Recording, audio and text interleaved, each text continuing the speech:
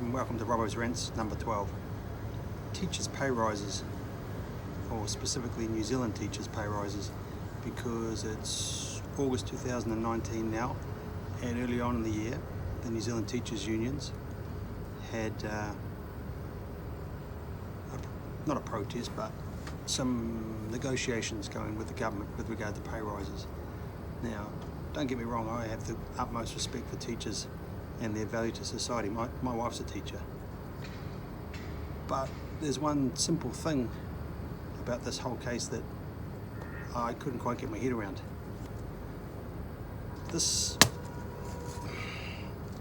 is an empty bottle of water, or relatively empty. And that's the coffers of the New Zealand government and most governments around the world. They've got no money.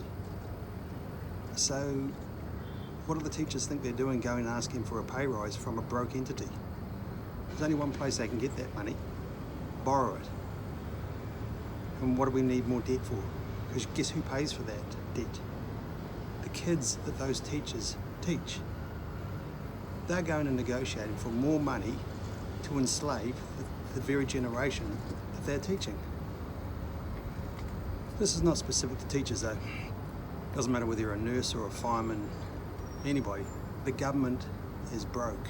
They can't afford wage increases. The only way they can pay for them is to borrow it, and that money comes from the future. Come on, people. Please, just do some simple math. It doesn't add up.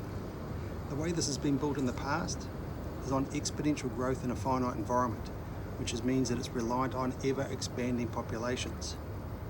Now, most westernised countries, we're having less and less children, so our economies are reliant on immigration. I don't have anything against immigrants, but you get too many immigrants at one time and you end up with clashes in culture and you end up with problems. This is a recipe for disaster. Anyway, that was today's Robo's Rant. Have a happy day. All I got